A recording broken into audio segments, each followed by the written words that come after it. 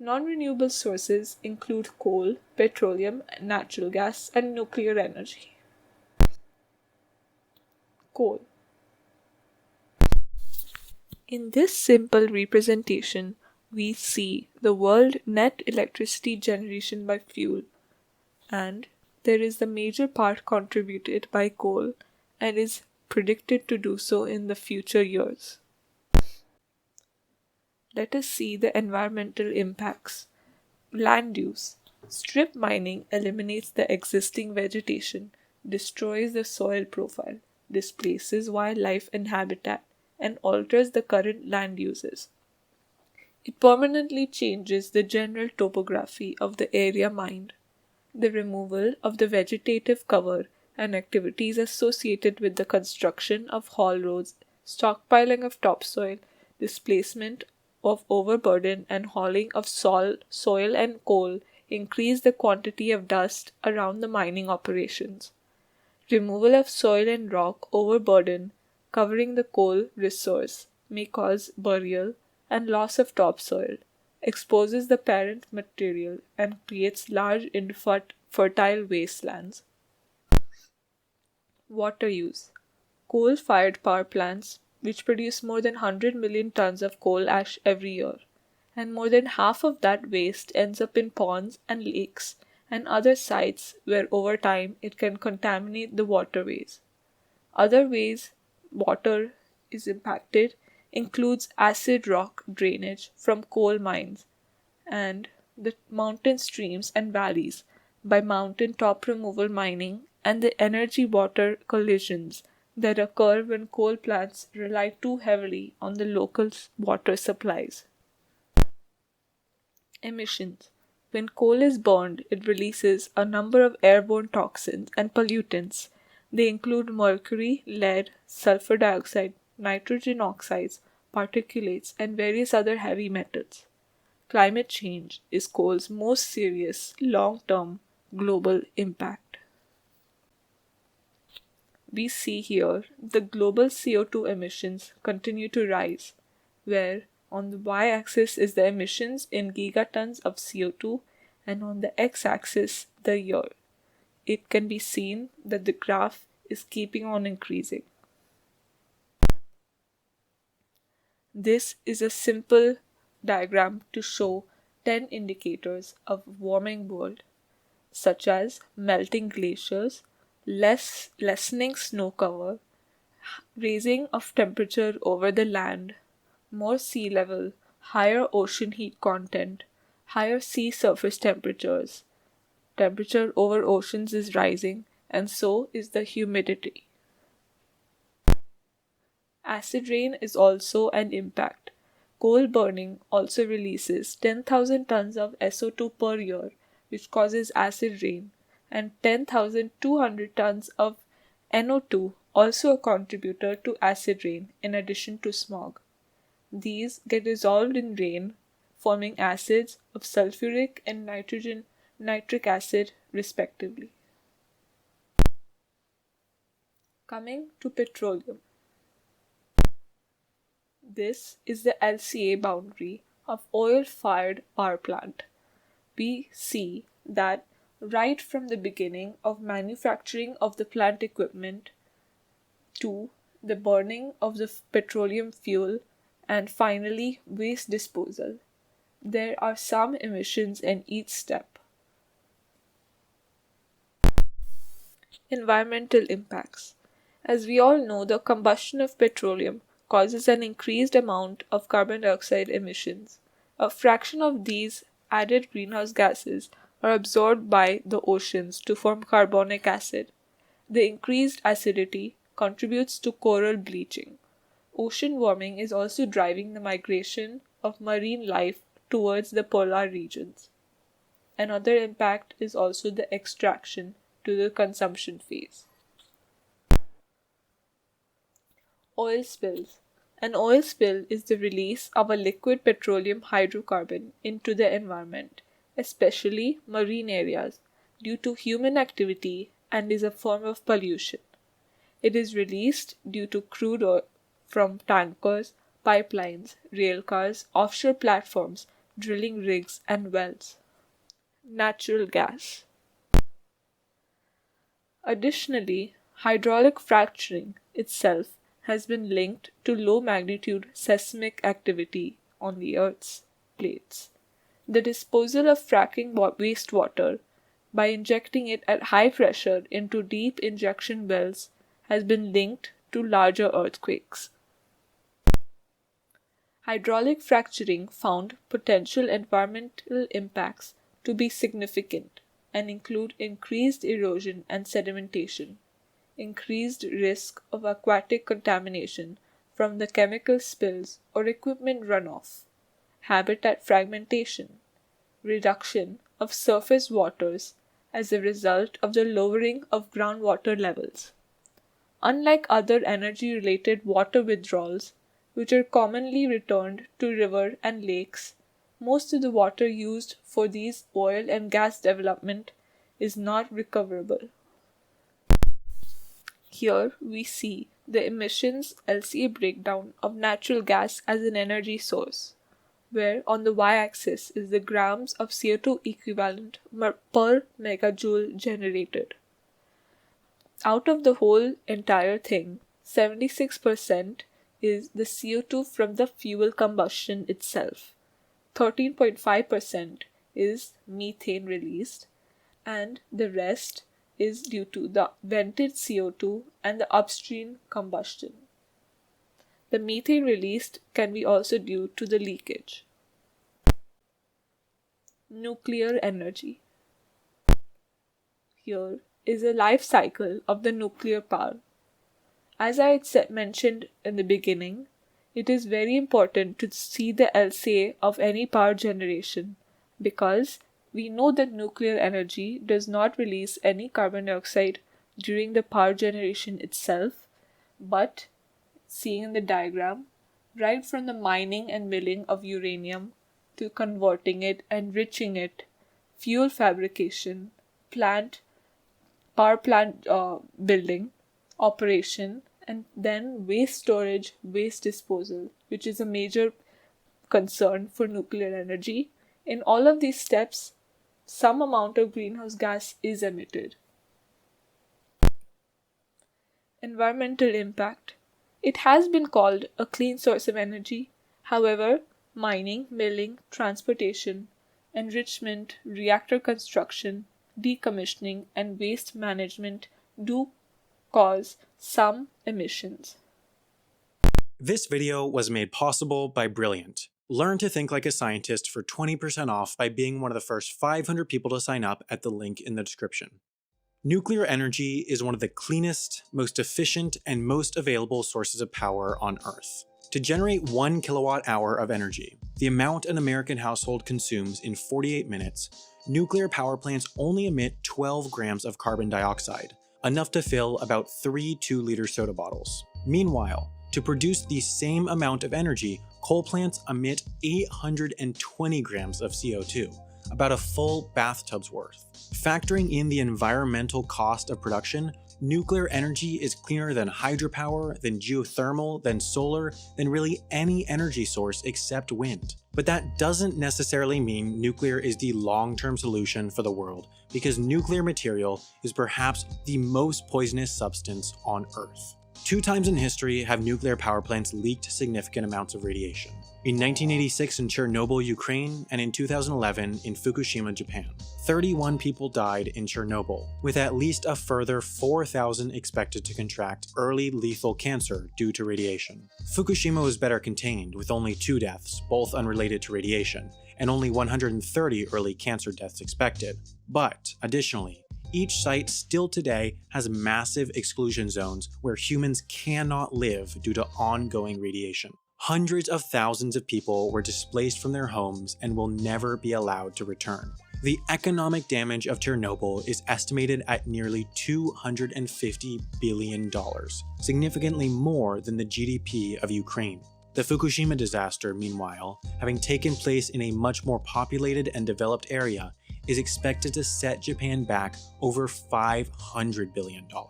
a full 10% of their GDP. In addition, uranium, the element most commonly used in nuclear reactors, is not in limitless supply. Using present-day extraction methods, there's only about a 230-year supply of uranium left. Many would say nuclear is only a short-term solution to reduce carbon emissions until truly sustainable energy can become commonplace. But the biggest problem with nuclear energy is not the risk of meltdown, it's not the supply of uranium, it's this: nuclear waste. All current commercial nuclear power plants work through the process of nuclear fission. As a radioactive element decays, the individual atoms split into two, but when that happens, the reaction also releases energy. There are plenty of different designs of nuclear reactors, but in general they capture the released energy by using it to heat up water into steam, which runs through turbines that spin generators.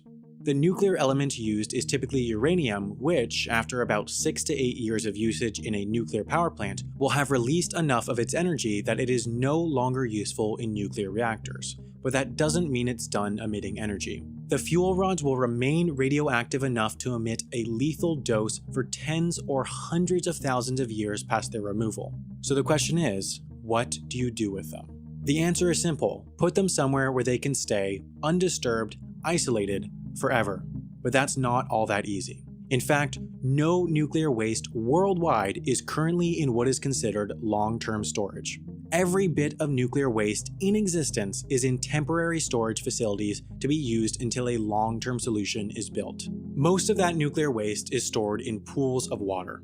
Water does a decently good job of shielding radiation, so this is an inexpensive and easy way of storing the rods. Usually, these pools are physically inside the nuclear power plants, so when spent fuel is removed from the reactor, it's put directly into the water and left there. The radioactive material, since it's still emitting energy, continues to heat up the water, but cooling systems and pumps keep the water below boiling temperature.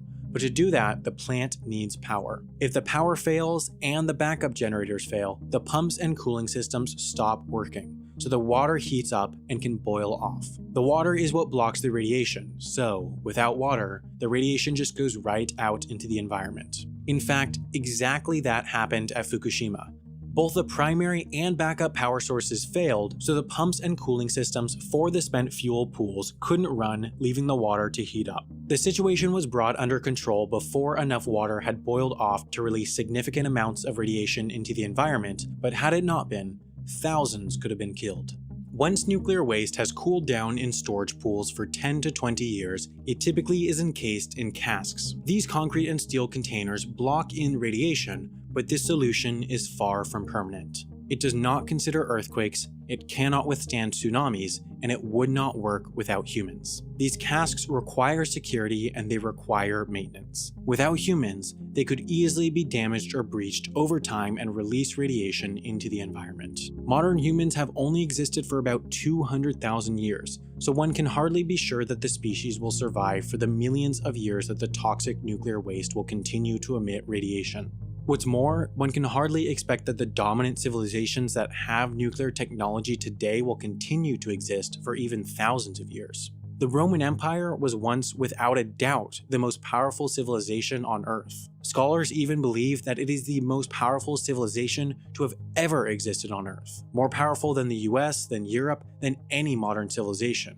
But it fell, and so too will the West. Therefore, long-term nuclear waste storage needs to last longer than any political structure, it needs to work without the supervision of humans, it needs to be truly and unequivocally permanent. Finland is building just that. This region is largely devoid of natural disasters. It doesn't have earthquakes, it doesn't see tsunamis, it really doesn't encounter any natural phenomenon that could damage a nuclear waste storage site, especially if it's 1,500 feet underground. Beneath an island on the Finnish Baltic Sea coast, the country is digging. They're building the very first permanent nuclear waste storage facility in the world in the stable bedrock 1,500 feet below. Currently, they're just finishing their dig down. Then very soon, in 2020, they'll start filling the facility with nuclear waste. They'll dig long tunnels with small holes in which they'll place casks of nuclear waste, then backfill the tunnels with clay to be left for an eternity. With this system, there's near zero risk of nuclear material leaking out into the groundwater, and once it's filled in the year 2120, it can just be left forever. Because the material will be so far down and so difficult to get to, no human management will be necessary once completed. No security, no maintenance, nothing, which means it should be truly secure. But before leaving it, they do need to fight against one thing: human nature.